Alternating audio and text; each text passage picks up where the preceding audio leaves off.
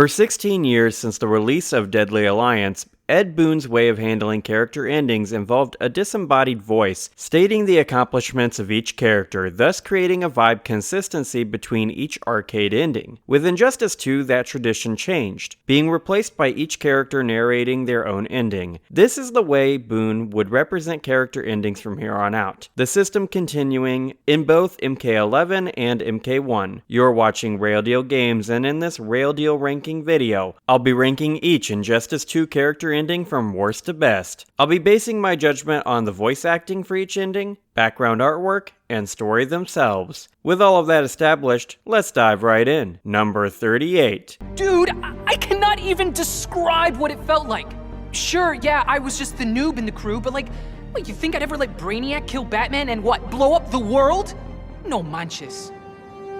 When it was over, Batman was all... The world is safe thanks to you, Jaime. I'd like to make you leader of the new Justice League. If that's cool with you. Wow. That was a really tempting offer, you know? But if there's one thing better than saving Batman, it's saving mi familia. I haven't been around them much since I got the Scarab. So for now, I'm moving home and going back to school.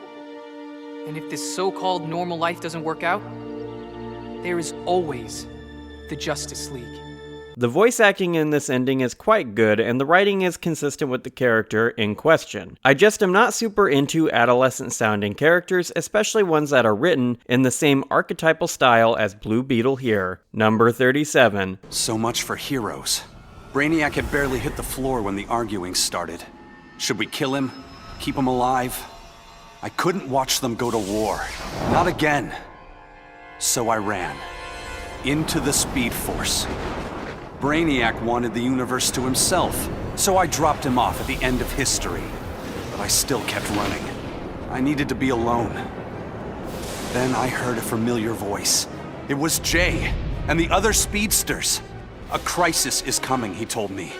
But if we run fast enough, together, we just might save the multiverse. I thought I'd been running away, but I was running towards something. It's good to believe in heroes again. Other than Flashpoint Paradox, I've never liked Barry's ability to traverse time and space via the Speed Force. This ending seems to be setting up for a potential Injustice 3 conflict, but since we've not heard anything about that game actually being actively developed, even that aspect of this ending is lackluster. Even if this ending somehow alluded to the conflict of a third game, I still don't think I would like it that much. Number 36. Obviously, Batman and Superman have many questions. Where did I come from? Why am I here? Am I friend or foe? It is time to reveal the truth. I'm Brainiac 5, a descendant of the original Brainiac, but without his homicidal tendencies. In the future, people fear Coluans because of my ancestor. So I elected to come back in time and fix that. Now that I'm done, I'm going back where I belong. The 31st century. The Legion of Superheroes will grill me for borrowing a time bubble, but all they really need to know is that I'm on their side and always will be. Long live the Legion. I like seeing the what-if scenario of what happens when the villain accomplishes their task, especially since villains typically canonically lose. I'm sure there's some mega DC Universe fans who like this rug pull, but I don't. Number 35. Taking down that green-skinned bastard got me thinking about the people of my Earth. My universe's Brainiac had never come calling. I had to warn them. By the time I got home, it was too late. My Earth was this close to being gone for good. But that's when the strangest cavalry you've ever seen rode in. It was a full-on multiverse Justice League. They'd been hopping between universes, battling Brainiacs in every one. I couldn't refuse when they asked me to join. I've seen what Brainiac can do. Nobody in any universe should have to face that threat again.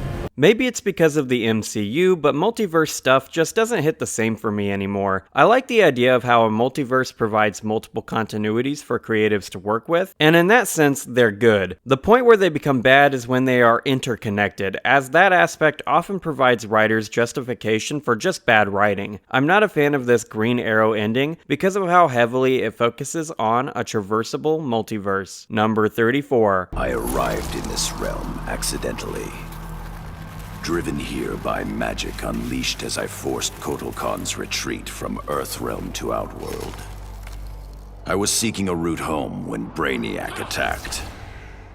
I could not allow this vile invader to add this planet or myself to his collection. In gratitude for my flawless victory, Batman offered the Justice League's aid. While I waited on him to unlock the magic of interrealm travel, I provided valuable combat training to the youngest members of his order. But the spells that were devised went awry. Instead of opening a portal to Earthrealm, they opened a gateway to the Phantom Zone. Now, I fight to re-imprison Superman and his followers. They would not have been freed, but for my accidental arrival in this realm. I am now duty-bound to protect it, as if it were my own. I'm much more of a Mortal Kombat fan than a DCU one, and while this ending kind of works for Sub-Zero, I don't like the idea of him staying in the DCU to assist in the apprehension of Phantom Zone villains. Putting MK characters in a superhero story context is cool, but I would prefer if the characters themselves function more in line with their established characterizations. If he must stay in the DCU, it would be better for him to just build up a new Lin Kuei to assist the Justice League, because that could have been cool. This ending just feels like Sub-Zero as a passive participant in his own ending, which is why it is near the end of this list. Number 33. The Guardians ordered me to bring Brainiac to Oa to stand trial. I was plenty happy to put a few thousand light years between that alien and Earth. After the trial, the Guardians dropped a bombshell on me. Sinestro was free, busted out of their science cells. A frontal assault on the Sinestro Corps was a no-go. Us Greens were still weak from fighting Superman's regime. That's why I volunteered to go undercover as a Yellow Lantern. To pass, I need to re-embrace my fear. But fear's an addiction. Once I've picked up that bottle, it's gonna be awfully hard putting it back down again. I just hope I have the will to see it through. Why would Oa ever trust Hal Jordan to be the undercover Yellow Lantern agent? It is already weird enough that they provided him a second chance at being a Green Lantern with the way he betrayed the Corps to work with Sinestro in the last game. Maybe the leaders of Oa are playing some kind of 5D chess, because I don't see how this ever turns out well for them in the long run. Additionally, Hal says how the pure power of the Yellow Lanterns is like a drug, which means the Oa leadership essentially provided an addict with his addiction. Why? Is there really no other option, no other Green Lantern that can go undercover? Number 32. Brainiac's armor made him impervious to harm. From the outside, at least. He'll survive this minor brain surgery. He just won't be able to control his skull ship anymore. Crisis averted, I can get back to searching for my missing mentor, Professor Ray Palmer. Last year, Palmer dove headfirst into the Microverse, a subatomic dimension he himself discovered. In case he got lost, he left behind a trail of clues and designated an asthmatic research fellow, yours truly, to follow them. That trail's gone cold, which is why I'm upgrading my biobelt with Brainiac's technology. It's my turn to go subatomic. I'm not the strongest or bravest hero out there, but Professor Palmer, he's an Einstein-level genius. He trusted me with his astonishing legacy. The Atom is not going to let him down. Characters using Brainiac's technology to accomplish their goals is something I like about this suite of endings. I'm just not a big fan of this character or his goals, which is why this ending is so low on my list. Number 31. Though I had defeated Shinnok, His corruption of Earthrealm's Jinsei had cracked the barrier between my realm and this one. I began having visions of Brainiac's collection of this Earth. I realized that Brainiac's actions would soon destroy the barrier among all the realms. All life would be annihilated. With Brainiac dispatched, I tended the injured. His wounds too great, Kent Nelson could not be saved. But as he died, he warned me. The Armageddon I had foreseen was the design of the Lords of Order. By destroying reality, they would return the multiverse to a perfectly ordered state, obliterating chaos. To defeat this powerful magic, the Justice League turned to this Earth's most proficient wizards and sorcerers. I gladly accepted the invitation to join them. The Lords will be contained. Order and chaos will remain in balance. Life as we know it will continue. I do like how Shinnok is mentioned in this ending, and honestly, I would have preferred if Shinnok was the crossover character for this game. He would have been able to use Brainiac's power to bring the whole multiverse to its end, which would have been hella cool. The retconning of who designed Armageddon is also quite bad, but NRS would retcon their retcon by creating Kronika just a few years later, so I guess it doesn't matter. Number 30. Superman was right. Brainiac needed to die. But I couldn't stomach the idea of Kal's return to power. Atlantis would not again be his vassal. With Batman beaten and his allies imprisoned, I couldn't muster the force I needed to take Superman down. I'd all but lost hope when my Marines discovered an abandoned insurgent base hidden in the Southern Ocean. Here, Lex Luthor had perfected his inter-universe transporter. From plans left behind, my scientists built a new device. Now I go and ask for the help of those I had fought. I must also ask their forgiveness. This is the self-same Aquaman who fought against the multiverse-mashing heroes from Gods Among Us. And maybe it's because of the benefit of hindsight, but I'm not sure why he didn't side with them in the first place last time around. They were there to stop Superman's regime after all, and it's not like this version of Aquaman was ever a real fan of being subservient to Superman. Considering the actual threat of being subjugated again, this time with the added enslavement of Brainiac's science harnessed by Superman, Aquaman's decision to ask the heroes of the other multiverse for help once more makes a lot of sense. This could be a good basis for a future Injustice 3, and I think that's partly what this ending is alluding to. We'll see if we ever actually get that game though, since this series is far less profitable than Mortal Kombat. Number 29. I'd have loved to kick back and savor kicking Brainiac's ass, but I had to rush home. I didn't know if Connor had made it out of the invasion okay. Turns out, I didn't need to worry. The crazy stress of Brainiac's attack activated my son's metagene. And if there's one thing you don't want to mess with, it's a scared, pissed-off 3-year-old. With superpowers. Sure, I love that Connor takes after me, but raising him suddenly got a lot more complicated. I'm just glad to have people around that can help me and Ollie figure this whole thing out. Black Canary was actually my favorite character to use when I played this game back in 2018, and before this game I never knew anything about her. Mothers are severely underrepresented in gaming, and I do like how her ending is centered around her motherhood. There just isn't enough here to create a real connection between her and her son, as there needed to be a bit more emotion in Canary's voice to make that emotional branch between them more impactful. Number 28. With 9 lives, it had to happen sooner or later. I got everything I ever wanted, including a handsome prince and a badass reputation as the woman who beat Brainiac.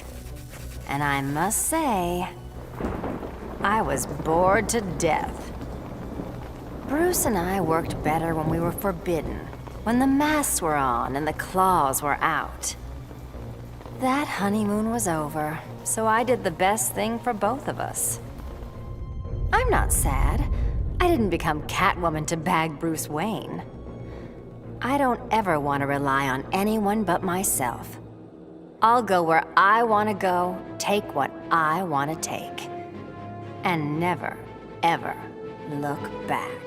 While this Catwoman ending fits her character better than her original Injustice one, I like her other ending more because I've got a soft spot for romantic endings in games. I do feel this is a bit of a step back from Catwoman's character development too, but I'm admittedly not super knowledgeable of the nuances for each character in the DC comic universe's cast. Number 27. I returned to find Kahndaq devastated from Brainiac's attack.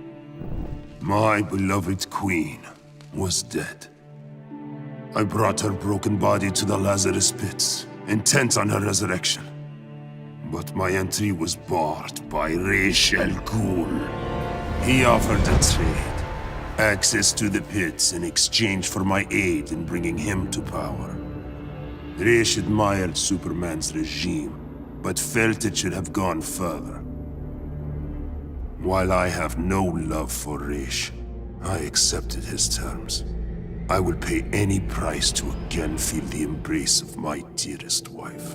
This Black Adam ending is far, far weaker than his God Among Us one, but considering how much Black Adam loves his wife, his acquiescence to Ra's al Ghul's wishes makes good character sense. Number 26. Many throughout history have underestimated the Green. In this way, Brainiac was no different than Superman or Batman. They all thought they could improve upon nature. They all were wrong. Earth belonged to the Green for eons before animals evolved.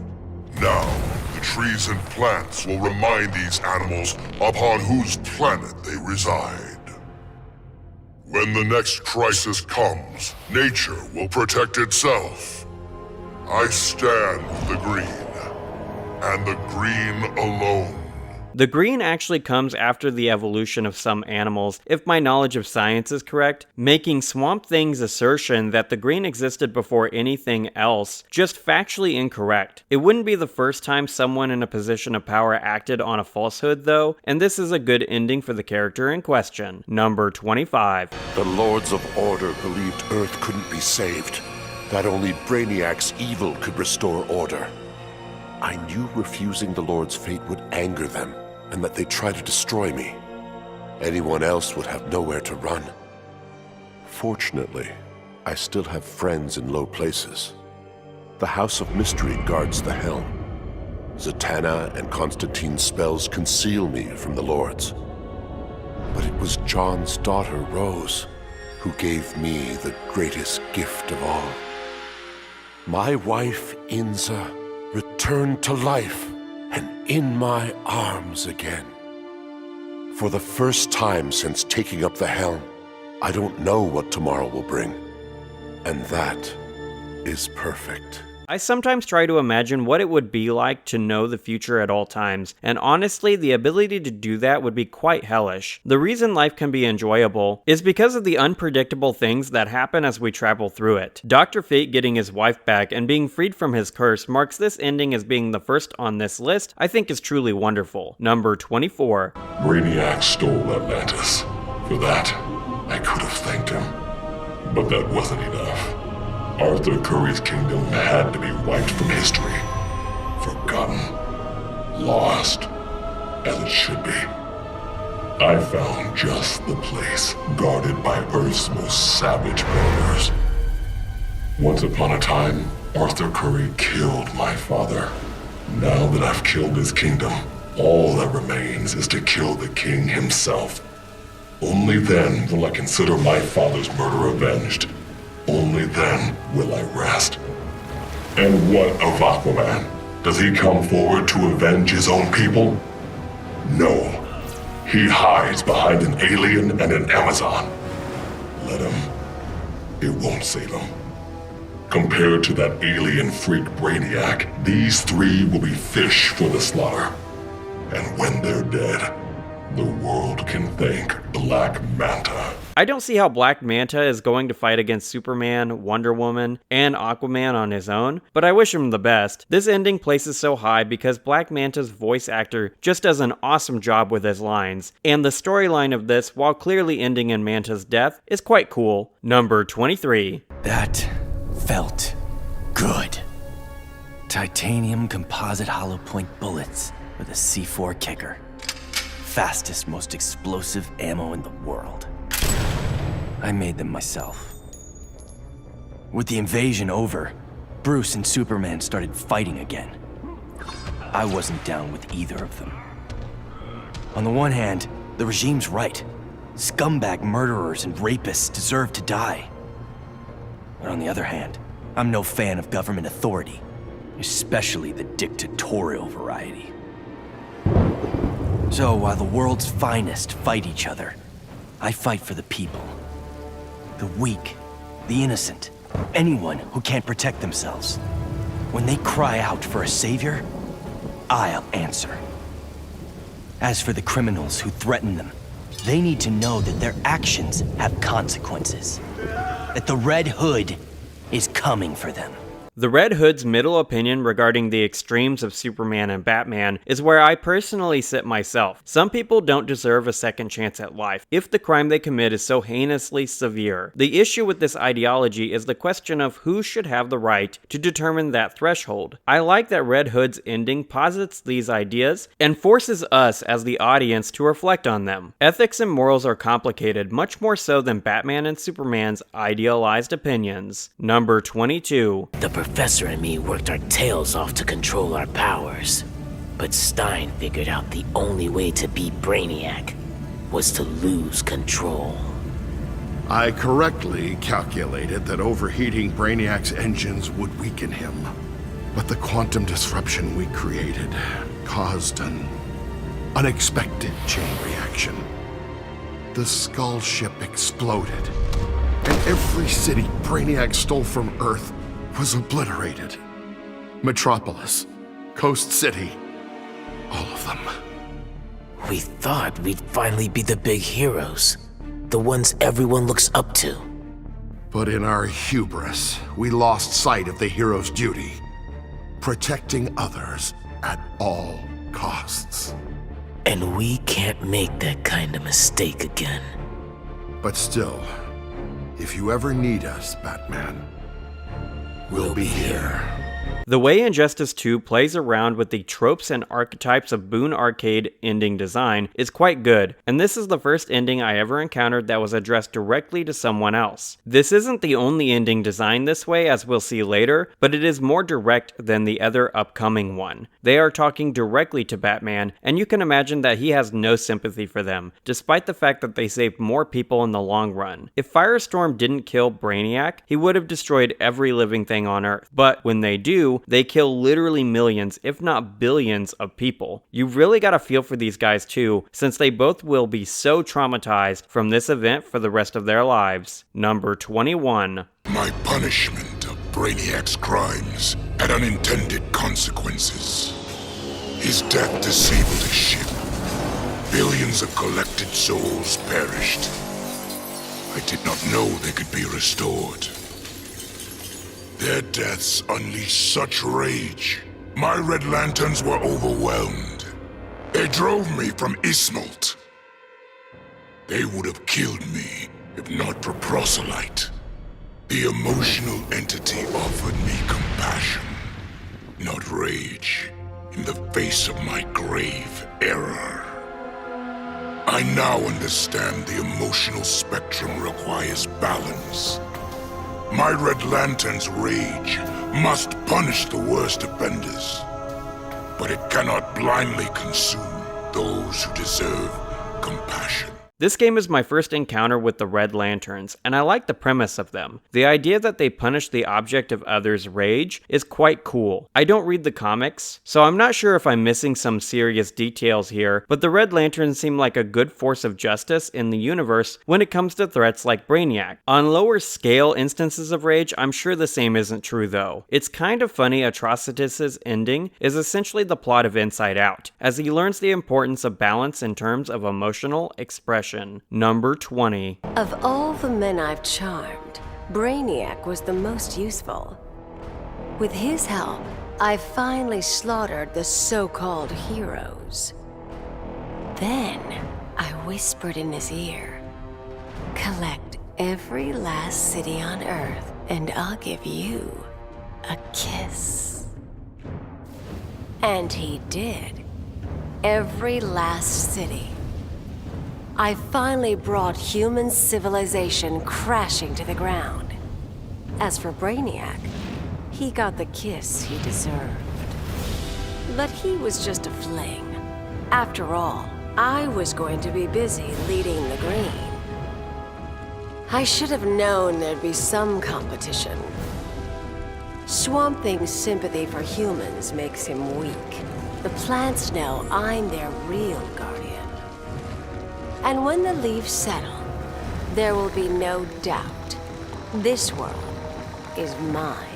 The Happening from 2008 is the only piece of media that exists other than this Poison Ivy plotline that explores the idea of plants attempting to take over the world again. We've had nuclear apocalypses, zombies, international world war, but where is this type of world? What about the other animals dotting the globe? Are they second to the Green? Thinking about the severe consequences of this Poison Ivy ending is what makes me like it so much. Number 19. I still can't believe it! Me, bringing down Brainiac! Who knew? Still, Bat surprised me, offering me a spot in the Justice League. Not totally sure he ain't crazy, but who says no to that guy?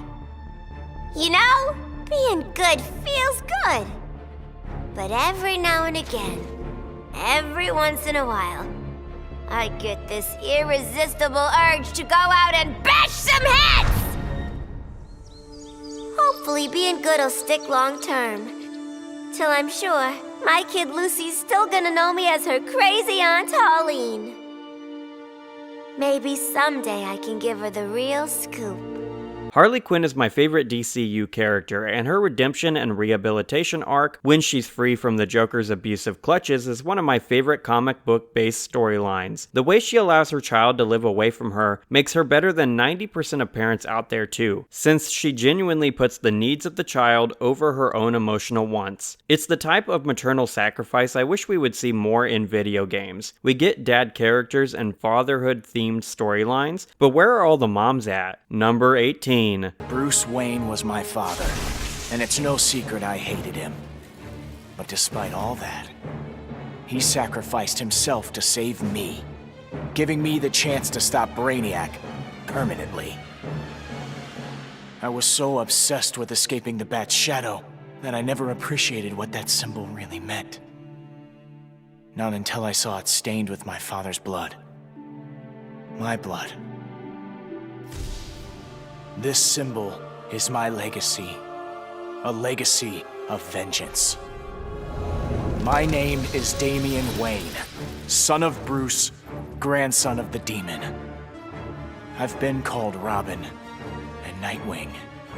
But from now on, the world will know me as Batman.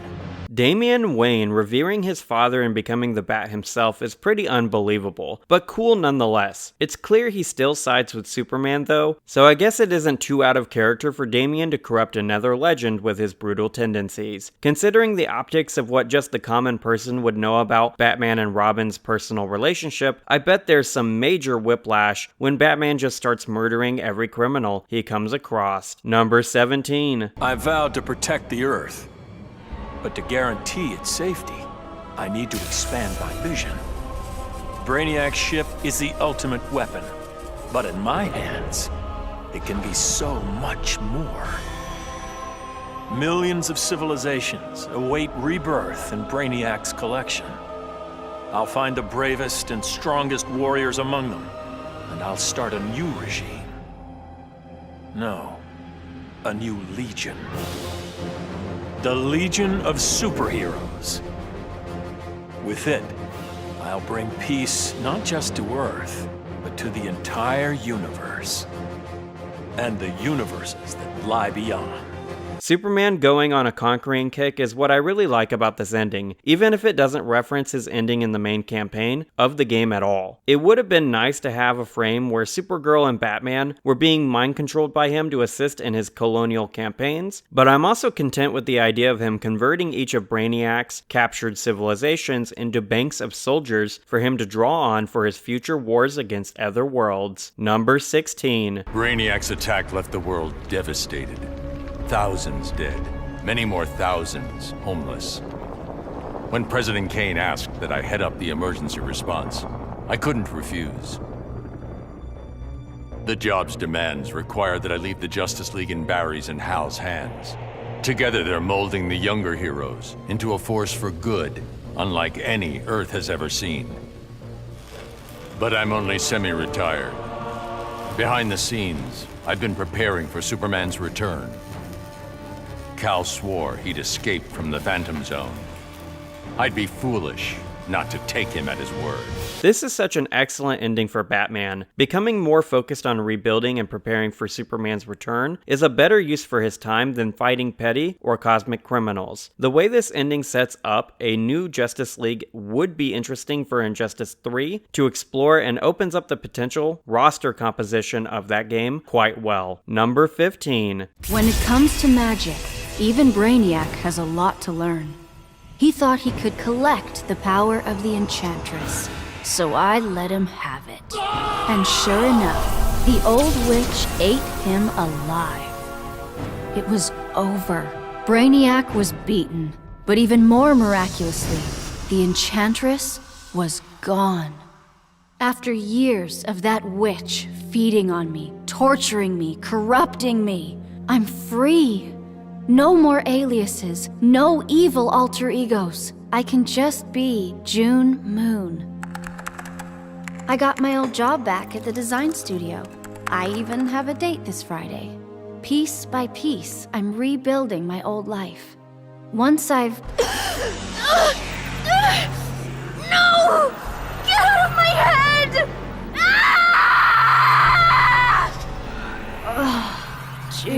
June. Did you really think you could dispose of me so easily? Brainiac's collection was a revelation. You and I have been thinking far too small. Why corrupt one Earth when we can bewitch all 52? Now this is an ending. The way the Enchantress waits to take June Moon back over just as her life starts to take off again is just so evil. She's such a great villain, and I'd love to see her come back in future Injustice games. I feel bad for June because of how she's a slave in her own body, but for Enchantress, this is a top tier ending. Number 14. So you're like totally wondering where we vanished off to, right? It was Krang, Mikey. He sent... Raph, they might not know who Krang is. Donnie? Sure, Leo. Krang is a Neutromian criminal turned intergalactic despot from Dimension X. He's known... Yeah, what he said. Anyway, we're the biggest heroes in our universe, right? That's why Krang tried booting us to Dimension X, to make way for his invasion. But instead, we ended up on a different Earth. Way awesomer!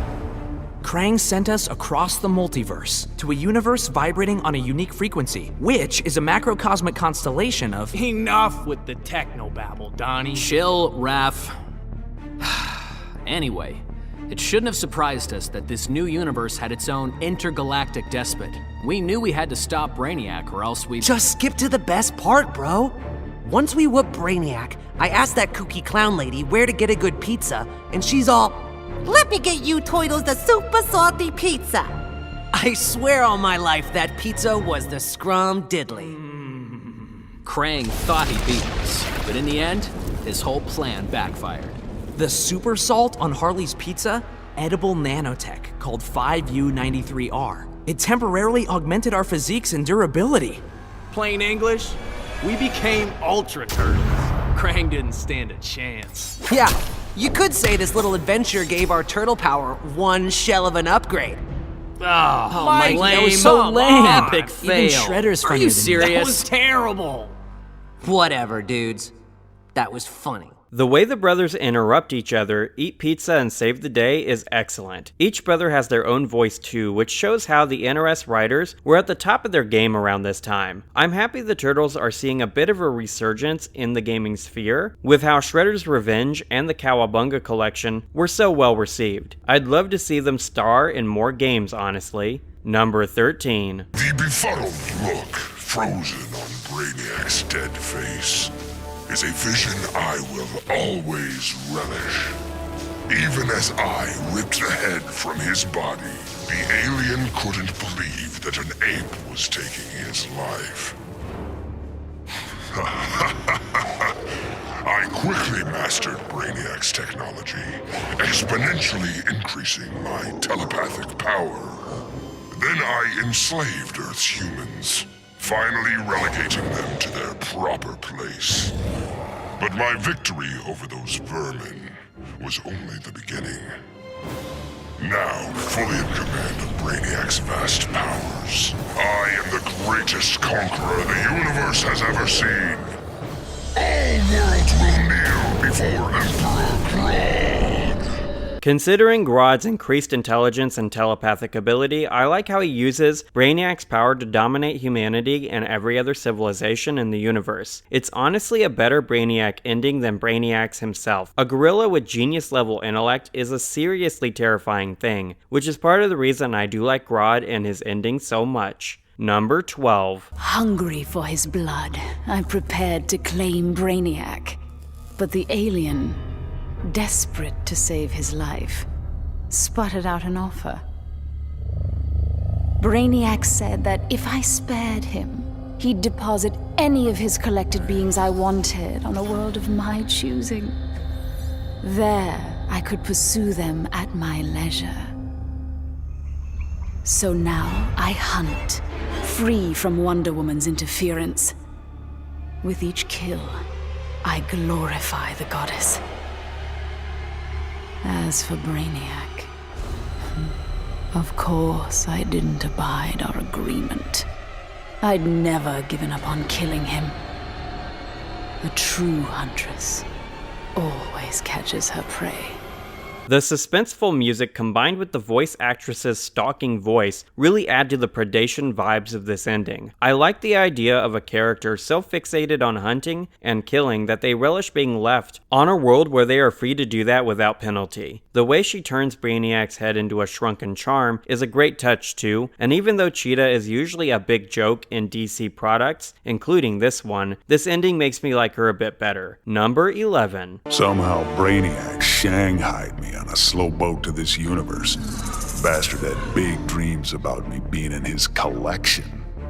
Guess what I thought about that idea? Taking Brainiac out certainly got folks' attention.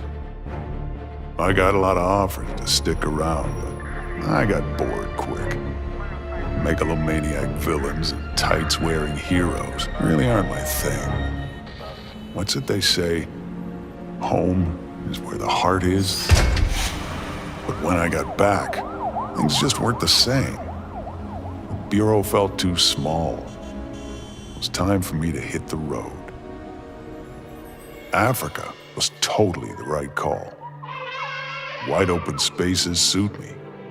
Clean air, starry skies, and, not surprisingly, more than a few monsters to hunt. All in all, makes for a pretty good life. The art style alone is enough to make this ending place high on my list. I love the look of that elephant in the African frame of the ending, and the idea of him going there to hunt monsters and relax seems like a good ending for Hellboy. I wouldn't know exactly since I've only ever watched the first film from the early 2000s with Ron Perlman though. Number 10. When Batman tore down the regime, man's world called me a tyrant. My Amazon sisters disowned me. Then Brainiac showed Earth what a tyrant truly looks like. The people begged for deliverance, and I gave them Brainiac's head. Once again, it falls upon the regime to restore peace and order.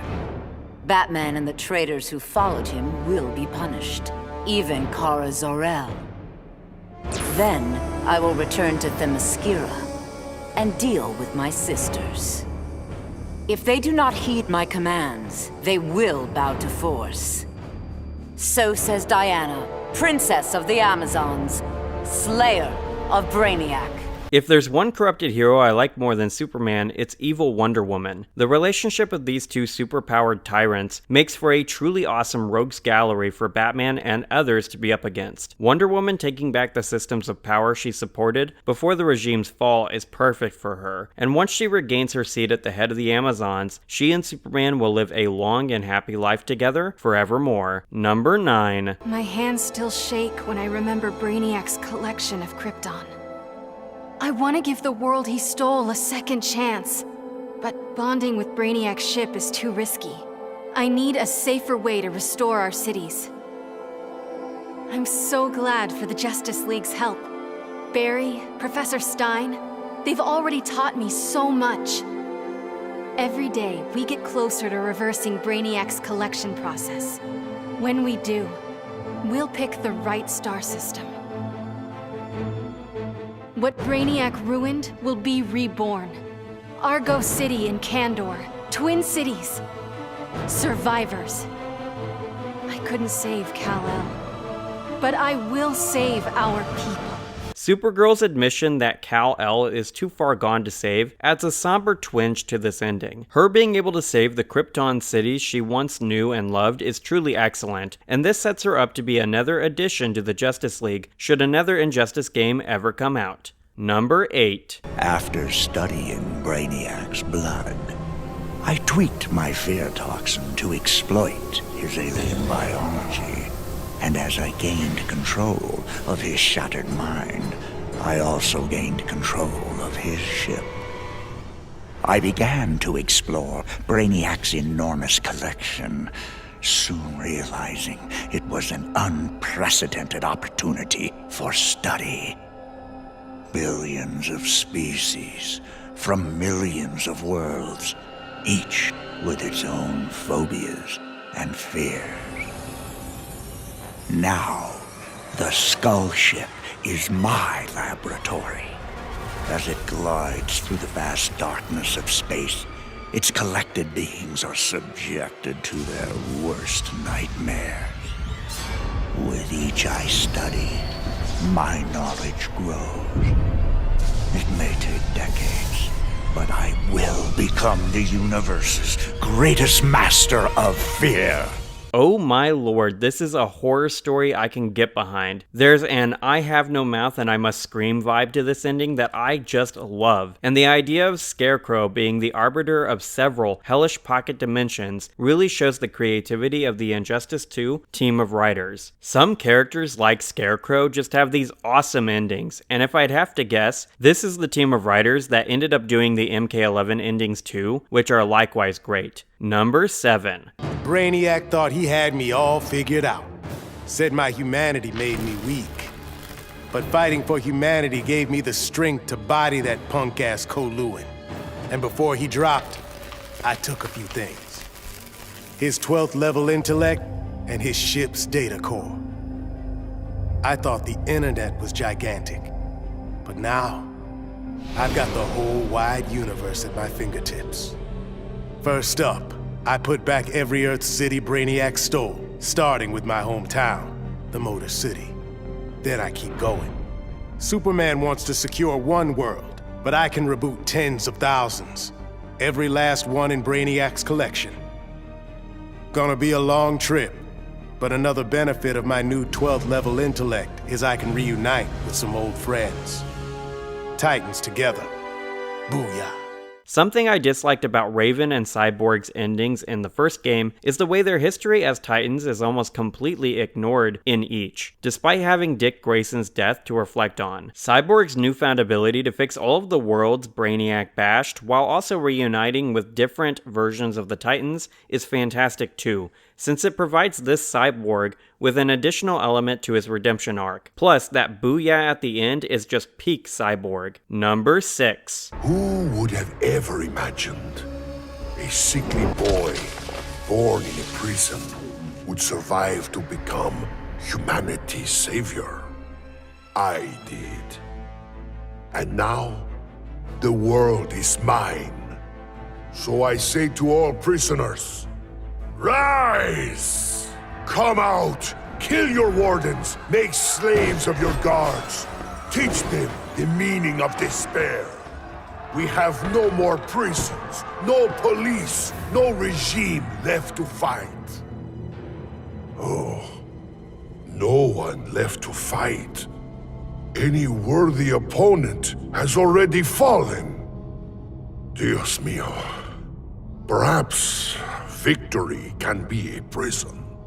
A possibility I never imagined. A trope I really like for villain victories is the idea that when they've won, they lose their sense of purpose. This happens with the Joker in various continuities and in the film Megamind. Absolute power may corrupt absolutely, but it also brings with it incredible boredom. Acquiring everything with absolute ease just isn't fun, which is the exact reason so many people like fighting and Souls-like games. They come with a hefty, healthy dose of getting good that makes the playing of the game far more enjoyable than other genres that require no effort to play whatsoever. Number 5. Back in the day, this victory would have called for a party at Titan's Tower.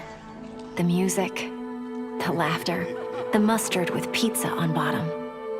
But these days, I have no party mates. Raven became a servant of Trigon. Cyborg? He joined the regime. Beast Boy has been missing so long, I must assume he is dead. Dick Grayson. He was my star-crossed soulmate. He will never be replaced. And now, all that's left is me, last of the Titans. Dick would not approve of the moping. I only overcame the loss of Tamaran by coming to Earth and forging new bonds of friendship with the Titans. It is incumbent upon me to repeat history, to forge new bonds of friendship. Maybe they're not my Titans, but the only way I know to honor my lost friends is to make sure that no matter what, there will always be Titans together. After all, I beat Brainiac. That was a victory. And victories call for mustard parties. Finally, one of the Titans gets to reflect on Dick Grayson's death, and it is so fitting that Starfire would be the one to do so. Starfire is my favorite Titan, and I love seeing her rebuild after the death of her soulmate and splitting of her family. She deserves to create another family, and I'm happy she gets to do so in this ending. I would like to see Starfire, Raven, Cyborg, and Beast Boy on the main cast of the next game though. Number 4. Grodd used the damn nano-explosive in my head to make me his bitch. The jobs he made me do, well, let's just say they crossed some lines. I bet taking Brainiac and Grodd into the authorities would be doing another stretch in Bel Rev. And I was right. Bruce Wayne even bankrolled getting rid of my TNT migraines for good. I frickin' hate hospitals, but God, was it worth it. With that nano safely out, I could finally see Zoe again. Last time I saw my little girl, she had 9 candles on her birthday cake. Now I got a second shot at being dad. I sure as hell don't plan to miss it. Deadshot's whole goal being the ability for him to see his daughter again sets him apart from every other character on the Injustice 2 roster. Fatherhood became a pretty big theme in games during the mid-2010s, as God of War and Yakuza 6 released within a year of this title too. Sympathetic villains with morally gray ethics are my favorite ones, making Deadshot one of my favorite characters in this game in a story sense as a result of this ending. Number 3. Going after the regime was one thing. But destroy the planet for Brainiac? You really thought I'd go through with it, Grodd? Really? F*** you! Sorry it's been a while, sis. I know I've always got an excuse, but this time I finally figured out the right way to honor your memory. I know what you're thinking. Old Lenny sold out. So what? I'm making sure the regime and Brainiac never happen again. Even buried the hatchet with old Scarlet Speedster. Ironically, or whatever, he's the best partner I ever had. Besides you, sis. Captain Cold received a fairly major glow-up between this game and the Flash CW show, which was at peak popularity around the time of Injustice 2's release. His commitment to his sister's memory and attempt to redeem his place in the canon of this universe is quite cool. That final line with the way he's talking directly to his sister the whole time is what really seals the deal on this ending for me, as it adds an element of emotion most of the other endings in this game don't quite do as well. Number 2. I hadn't begun my day thinking I'd give a wannabe alien overlord a haircut. That was a happy accident. But what I'd first thought a distraction inspired my life's greatest work. I found Brainiac's collection! Those poor cities from across the universe, trapped aboard his ship. There was only one thing to do. I restored them and gave Earth the reboot it so desperately needed. I stitched together a crazy quilt of alien civilizations without regard to rhyme or reason. Afraid, confused, devolved to their basest instincts. They kill each other in the most sickening ways. And I get to sit back, munch popcorn, and enjoy the show, watching as the world burns. God, this ending is awesome. Post-apocalyptic fiction is a consistently popular genre of storytelling, but this type of apocalypse is one never covered in that catalog of works. I would love to see a story set in this insane clash of civilizations and the kaleidoscopic conflagration that ensues. Number 1. The Coluan Brainiac was a genius without peer, but I am a god. I could not allow an errant intellect to steal the object of my vengeance. Superman refused to submit to my will, denied my conquest of Earth, and killed my son, Kalibak. He suffered and perished, but not until I told him exactly what would happen after he died. Kara Zor-El proved quite resilient, but eventually Desaad broke her. She is a powerful weapon, a natural leader for my new invincible breed of parademons, cloned from the DNA of Superman himself. Superman robbed me of my blood. Now, our score is settled.